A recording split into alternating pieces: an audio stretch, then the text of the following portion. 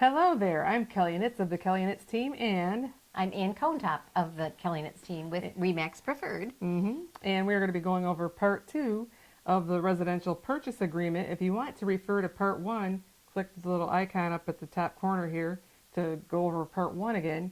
But part 2, we're going to start off by talking about the sex offender registry. So if you have concerns about there being a sex offender living in the area, you can check the Family Watchdog, and it'll list the sex offenders in the area. And that is a way, I mean, not a way, but a reason to rescind the contract. If you don't feel comfortable with that, that's clearly defined in here as a reason to be able to terminate the contract. You know, I suppose though, anytime you're buying a property, a sex offender can move in next door like the next day, yeah. you know, so it's just an extra added thing, but that's not to say that no one will ever live by you that has that problem. Exactly. Next is the appraisal. The appraisal, the home has to, if it's not cash, if it's going through a mortgage, conventional FHA, it has to appraise at the sale price or higher. The bank wants to protect their interest. We just came through a period where there were a lot of foreclosures, so they want to make sure that the value is there. And quite frankly, we've had a lot of properties, about 30% of them have been coming in under value.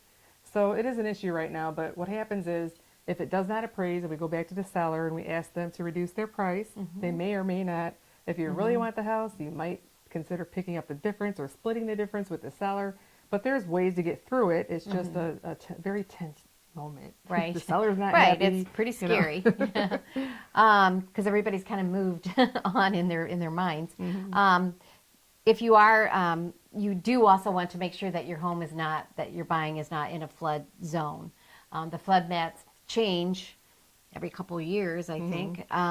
If you are going through getting a loan or a mortgage, they will do a flood certification to verify if it's in a flood zone or not.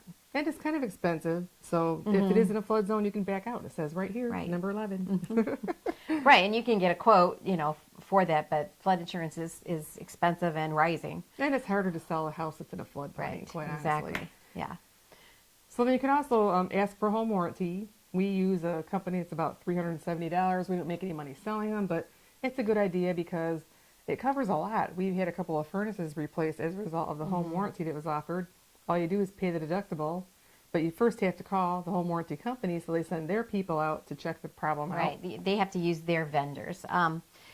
It's a 1-year policy and the seller pays for it. And then the other thing to consider is, you know, we're just hitting the bullet points of the purchase agreement, the most important parts, but taxes are prorated in arrears. So this means that you use the time and then you pay for it. So in Lucas County, that's up to 6 months.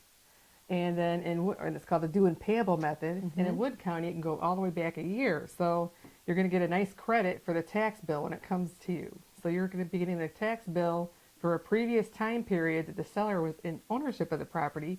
So they're going to give you a credit on the closing statement for their portion of the tax bill. And you'll get the bill and you'll be liable for it. And that's the hardest thing for people to understand. They'll get the bill and they're like, I didn't own this house. But the mortgage company will pay for it. They have it considered in your payment, so you don't have to worry about paying it because it's going to be taken care of through your mortgage payment. And then the title work. Generally, there's maybe a top 5 title companies in the area that, you know, they all cost around the same. You know, they're very competitive, and you know, there's popular ones that people prefer to use, but it is up to you, the purchaser, who you want to choose to do the title work, because you're going to be taking the title on, so it's up to you who you want to work with. It's your choice. So that is segment 2 of the Purchase offer to agreement. purchase, and we're going to do segment 3 next. Again, if you want to refer to segment 1, up in the corner. And thank you for joining us to talk again about this subject.